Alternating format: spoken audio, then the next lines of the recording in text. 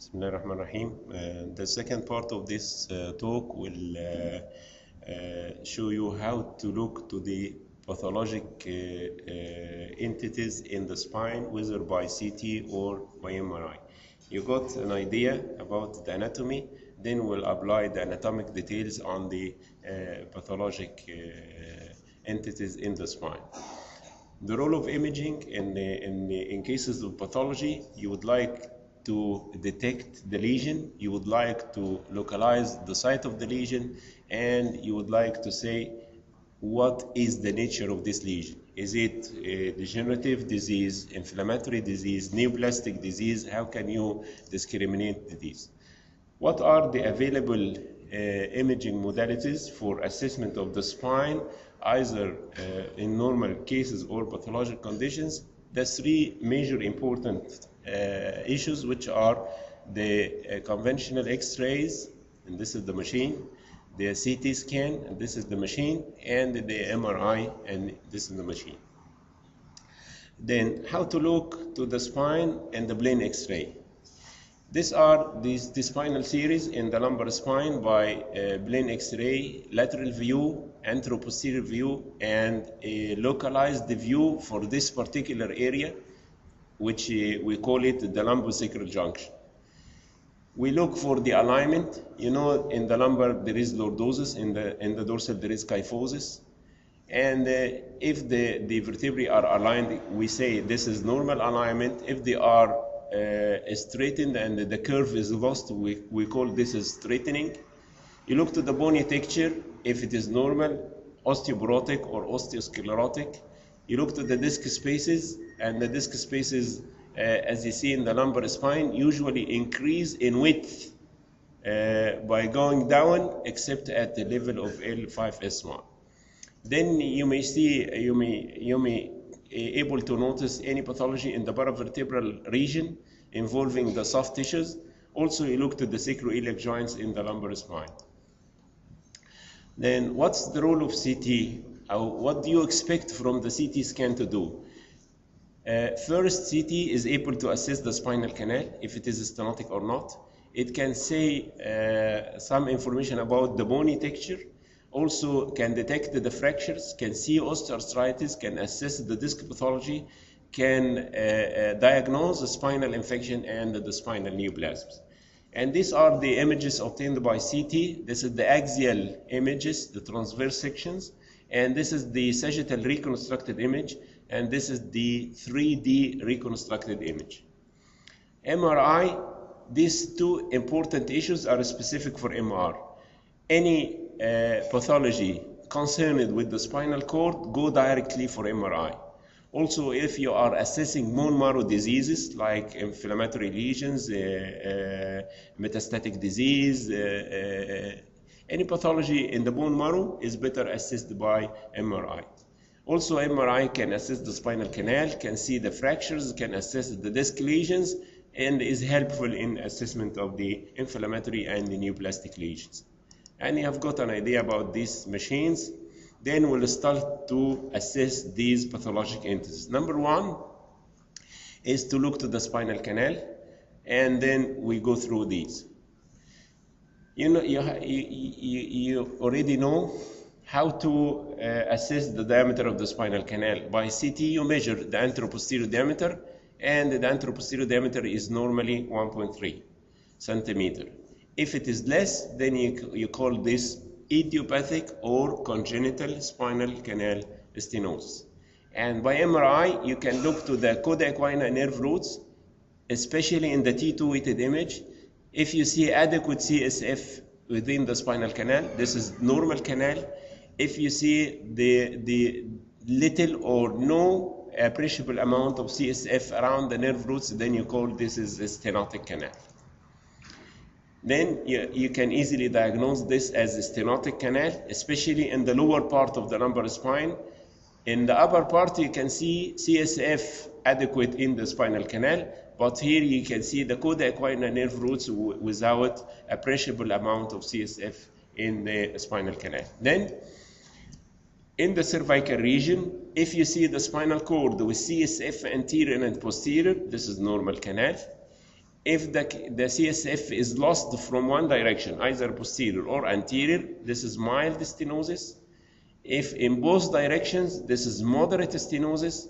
If in both directions and the cord is compressed, and you can compare this spinal cord by the cord above and the cord below. You see here that the spinal cord is compressed and the caliber is reduced. This means that the canal is severely stenotic. Then for the disc lesions, by CT, you go to the image which is at exactly the level of the disc. How can you know? You compare this region by the paravertebral muscles. This is the disc level, and this is the vertebral body, which is not similar to the paravertebral muscles. Then you look to the posterior edge of the disc, and the posterior edge of the disc should be concave, and this is the normal, otherwise it is pathologic. Then you may obtain these images by CT, reconstructed images, and you can easily see the disc is protruding inside the spinal canal, exactly similar to the MR images. Also, you can see this disc is protruding slightly inside the spinal canal. Then in the cervical region, if you look at the posterior edge of the disc, you don't see disc material here, this is normal. If you see disc material here, this is abnormal disc. The normal lumbar disc appears black in the T1 weighted image and should appear bright in the T2 weighted image because of the water content. And this is normal, this is normal, this is normal. But this disc is not normal. It has two pathologic entities. Number one, the water is lost and the disc is black in the T2 weighted image. Number two, the disc is extending inside the spinal canal, either bulge or herniation, we'll say in a moment. Then these are the disc lesions we can meet in the clinical practice. Number one, disc degeneration. Number two, disc bulge and disc herniation. Let us start by the disc degeneration. Disc degeneration means loss of the water content of the disc substance, of the nucleus. And this is only seen on MR images. And in the T2 weighted image, if the disc is bright, this is normal. If the disc is black, the disc has lost its water content. And the disc may lose its water content without extension in the spinal canal. And you can call this degenerated disc. But if the disc has lost its water content and extends inside the spinal canal, this will see whether it is bulge or herniation. Number two, after loss of water, the disc volume is reduced. And this is expressed in the images by narrowing of the disc space, because loss of the disc volume. Number three, which is the stage of advanced degeneration, and you got air inside the disc substance, what we call the vacuum phenomenon. These are the three steps: loss of water, loss of height, and air inside the disc substance. Then how to differentiate between disc bulge and disc herniation?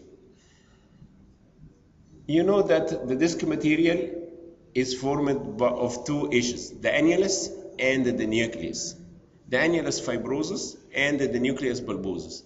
Disc herniation means there is a tear in the annulus fibrosus with extension of the nucleus outside the annulus. But disc bulge means that the annulus is intact but it is weak. Then you can see the disc is bulging inside the spinal canal, and I'll show you how you can diagnose the herniation. Bulge means a diffuse pathology, and this diffuse pathology extends from the left border of the disc to the right border of the disc. This is the disc bulge. This is the disc bulge. But if you see a focal pathology like this, which is to the right side of the patient, or maybe to the left side of the patient, or in the central part of the canal, you call this herniation. What is the difference between bulge and herniation? Bulge is a diffuse pathology affecting the whole posterior edge of the disc. But the herniation is a focal pathology affecting only one part of the annulus, exactly like this image. Then, if you look here, this is an MRI T2 weighted image, and the disc is bulging all through its posterior margin. This is disc bulge. This is the T1 weighted image. The CSF is black, and you see a big disc which is to the left of the patient, and this is disc herniation.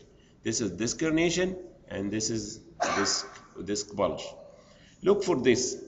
L45 and L5S1 degenerated discs. They extend inside the spinal canal. Look to the axial image. The posterior edge of the disc is diffusely bulging. Then you call this is disc bulge. And also here, the posterior edge of the disc at L5S1 is also diffusely bulging. Then this is disc bulge. Then look for this. The disc at C45 level in the cervical spine. This is sagittal T1 weighted image, the CSF is black. And this is axial T2 weighted image, the CSF is bright. And you see the disc here is focal. Focal in the midline, and this we call central disc herniation. Central disc. But if it is to the right, we call it right posterolateral disc herniation. If it is to the left, we call this left posterolateral disc herniation. Then look at this disc. It's a very big disc extending inside the spinal canal. Then you have to say, is this disc is bulge or herniation? How do you know? You should go to the axial. You should see the axial image to look for the posterior edge of the disc. If it is diffuse, then you call this is bulge. If it is focal, you call it herniation. And this is the axial image. What do you think? Yes, this is disc herniation to the left side. But there is a single information here in the sagittal image, and then you can say this is herniation for sure without going to the axial. What is that? And you see, whenever the disc is so large that it is approaching the neural elements on the posterior aspect of the spinal canal, this is definitely herniation, because the annulus cannot remain intact this whole distance. It should be torn. Then you call this as disc herniation. After the disc is herniating, it can migrate. And the migration depends on the site of the tear of the annulus. If the tear is from above, then the disc will go up. If the tear is from below, the disc will go down. And this, we call this as disc migration. And the disc cannot migrate unless it is herniated first. Then, if you look to this image by CT, you can see a disc herniation to the left side. Then you see the next section, the same disc is still seen. And go down, the same disc is still seen. And go down, the same disc is still seen. That is to say, this is the disc herniation which is going down. And you diagnose disc herniation with caudal migration. But by MRI, you can look in the single image. And you can see the disc is herniating and migrating cephalic or migrating cranially. This is T1, the CSF is black. This is T2, the CSF is bright. The disc is herniated and migrated. Then you go to the axial to know which direction the disc is herniation. Is it to the left or to the right? Then you see this is the disc which is herniating to the left. This is the cecal sac containing CSF which is black. And this is cecal sac which is bright. This is T2 and this is T1. Okay, look for this. A very big disc approaching the posterior neural elements. This is disc herniation. Look to the axial to see whether left or right. And this disc is to the left side. This is the nerve root on the left side which is markedly compressed. The nerve root on the right side which is okay. And this is the cecal sac which contains CSF black. That is to say T1 weighted image. Then we agreed about this disc, and this is disc herniation. If you want to know whether left or right, go to the axial images. And what do you think about this? This is a disc herniation with cephalic migration. And you see the L5S1 has herniated inside the spinal canal and go up. And this is the disc and herniated up. If you want to know whether left or right, then you should go to the axial image. Then look to this disc. And you see the disc is extended inside the spinal canal. And it has migrated up, and there is a cut between the tip of the disc and the remaining part of the disc.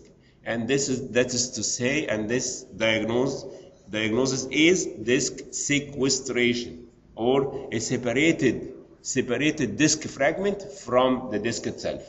Whenever you see this, a disc fragment that is now separable from the parent disc, then you diagnose disc sequestration. Then the CT or MRI can see the osseous pathology. And the anterior osteophytes projecting from the anterior aspect of the spine does not cause so much harm. But posterior osteophytes extending inside the spinal canal can compress the cord, can compress the nerve roots, can do exactly like the disc lesions. Also, if you assess for osteoarthritis of the neurocentral joint or of the facet joints, this osteoarthritis by their osteophytes can encroach on the nerve root canal or on the spinal canal, compressing the cord or the neural elements. Then the CT and the MRI can assess also the spinal instability, especially if you use the newly introduced machine, which is the dynamic MRI. And then if you examine the patient in the upright position, you can see the real instability. And by instability, you mean displacement of the vertebra, either anterior or posterior. Anterior displacement of the vertebra above relative to the vertebra below is known as spondylolisthesis, while this posterior displacement of the vertebra is known as retrolisthesis. But you should know that it is the vertebra above that moves, not the vertebra below. In this example, at L5S1, you should say this is a spondylolisthesis of L5 over S1 and not the reverse. This is not a retrolisthesis of S1 under L5. This is wrong. It is the vertebra above which moves. Then if you look at this level, the 3-4 level, the L3 has moved anteriorly relative to L4. This is a spondylolisthesis. L4 relative to L5, L4 moved anteriorly also. And this is a double level spondylolisthesis, which is commonly seen in the clinical practice. By CT also you see this L5 that has moved anterior relative to S1, and this is a spondylolisthesis of L5 over S1. Here you can see L4 relative to L5, L4 moved anterior. This is spondylolisthesis. L5 relative to S1, L5 moved posteriorly, and this is retrolisthesis. Okay. Then few words about the spinal infection. And the spinal infection, whatever the cause, whatever the level, the whole mark for diagnosis of spinal infection is affection of the disc. Affection of the disc. If you see two vertebral bodies are affected by a pathology and the intervening disc is also involved by the same pathology, then you are dealing almost 100% with an inflammatory lesion in the spine. And one of the most common inflammatory lesions of the spine is TB, or Bot's disease of the spine, and this is an example. In the T1 weighted image, you see a lesion affecting L1 and L2 as well as the disc. In the T2 weighted image, you see the same pathology. After injection of contrast, you remember we inject contrast material in cases of infection and neoplasm. And you can see the enhancement or the uptake of contrast material within the lesion as well as affection of the disc space. And this X-ray and this reconstructed image by CT, you can see a destructive lesion in this vertebra and a destructive lesion in the vertebra below with affection of the disc space in between. And this is highly suggestive of an inflammatory lesion of the spine and confirmed by MRI. The vertebra above and the vertebra below, as well as the disc, are involved by the pathology, and then you are dealing with an inflammatory process. Also another example in a male 34 years old with this vertebra and that vertebra, as well as the disc in between, are involved by an inflammatory condition. In the axial images, you can see the abscess around the vertebra and another smaller abscess on the right side. And you can also see extension of the abscesses inside the spinal canal compressing the cord. And you can notice this from the sagittal also, extension of the inflammatory process in the spinal canal compressing the cord. In cases of spinal trauma, you have three main parts to be assessed. Number one, the stability of the spine. Number two, if there is intraspinal bone fragments. Number three, if there is cord injuries. These are the three important issues. Cord injuries are assessed by MRI. Spinal instability and intraspinal bone fragments can be assessed by either CT or MRI. If you look for this case with fracture at L1 vertebral body, and you see the vertebral body is partially collapsed and anteriorly wedged, but the posterior aspect of the vertebra is aligned well with the vertebra above and the vertebra below, so you can easily say there is no instability in this fracture type. But if you look here at the fracture at D12L1 level, and you see marked instability at the fracture site with encroachment on the spinal canal, markedly compressing the cord at that level. This is unstable fracture, and this is a stable fracture. In cases of comminuted fracture, you should look inside the spinal canal for bone fragments, and these bone fragments should be removed surgically. And this is an example of a comminuted vertebral body fracture. And in the CT scan, you can see multiple bone fragments inside the spinal canal. You can see the fracture in the vertebral body, the fracture in the neural elements, and the reconstructed image, and you can see bony fragments inside the spinal canal. This is very important. And the bony fragments inside the spinal canal are better assessed by CT more than MRI. But the spinal cord is assessed by MRI, not by CT. This is the main task of MR, to assess the cord for possible hematoma, cord transection, and all these complications of the fractures. The last issue is the spinal neoplasms. And in cases of spinal neoplasms, you are heard about the reliability and the value of bone scan. Bone scan can detect the site of the lesion exactly, but cannot say which type of this lesion is. And so that we say this bone scan is very sensitive but not specific. And this is an example. You look to this X-ray of a young patient with low back pain, and the X-ray showed some scoliotic deformity in the lumbar spine, and you cannot see a specific pathology. The bone scan identified a hot spot in the pedicle of D12 vertebral body, and you go to this pedicle which appeared sclerotic compared to the opposite pedicle, and this patient was proved to have an osteoid-osteoma in the vertebral body. This is a lesion which is very common seen in the clinical practice. This is the vertebral body hemangioma. In MRI, there is a focal lesion which is bright in the T1 and bright in the T2. This is blood, which is bright in the T1 and bright in the T2 weighted image. While if you look to the hemangioma and the CT scan, you see an osteolytic lesion which is dotted like this, and you see a radiolucent lesion with central dots, many central dots. This is the classic appearance of a vertebral hemangioma, which is a benign lesion and is considered usually an incidental finding. But if you see multiple lesions like this, destructive lesions in the vertebral body, in the pelvis, and in the sacrum, then you can easily diagnose metastatic deposits in the spine. If you see a destructive lesion with a big soft tissue component, you see the half of this vertebral body has destroyed by this soft tissue mass, or you look in the pelvis and you see soft tissue mass is destroying the bone, then the most likely diagnosis is metastatic disease to the spine. Since most of the malignant lesions in the spine are usually secondary, not primary. The primary malignancies in the spine are relatively rare compared to the secondary malignancies. Then what do you think about this image? Is it a CT or MRI? MRI, sagittal T1 or T2? T2 of the lumbar spine. Then what is the diagnosis? L4-5.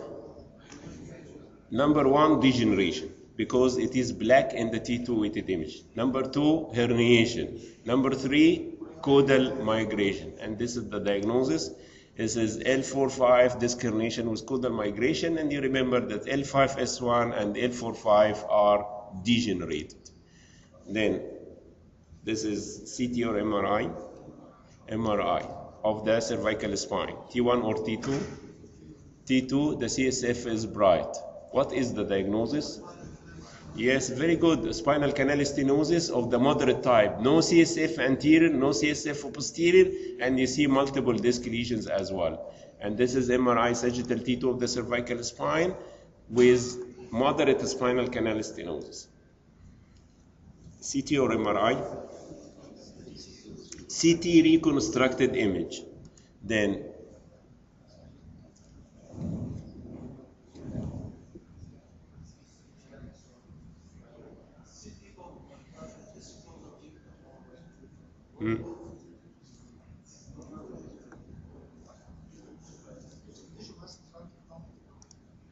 no, this is part of the aorta, and these are normal findings.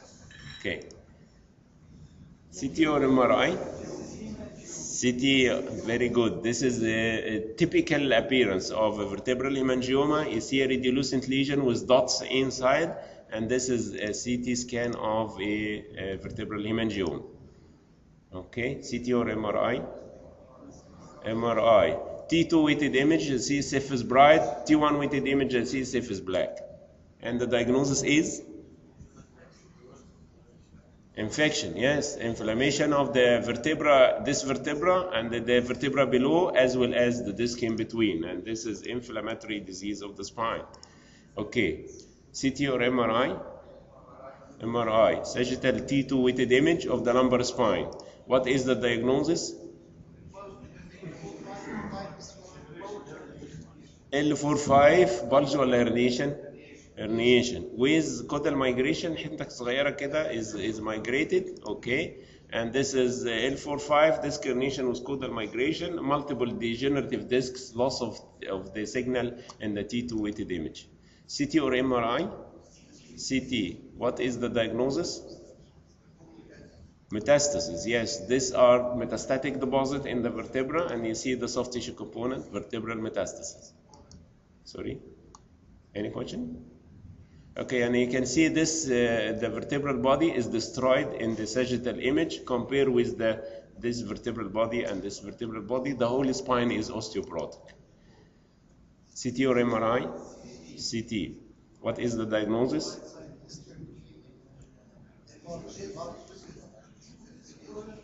L5S1 disc bulge or herniation? Herniation because of the focal nature of the lesion, and it is to the right side, and this is right posterolateral disc herniation. CT or MRI? MRI. T2 weighted image, and the pathology is? Yes. L5S1 spondylolisthesis. The L5 is displaced anterior to the S1. This is a spondylolisthesis of L5 over S1. CT or MRI? آخر كلام. MRI. Cervical spine C5-6. What do you think?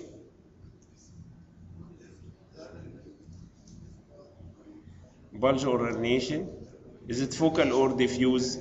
It is focal to the left. It is not.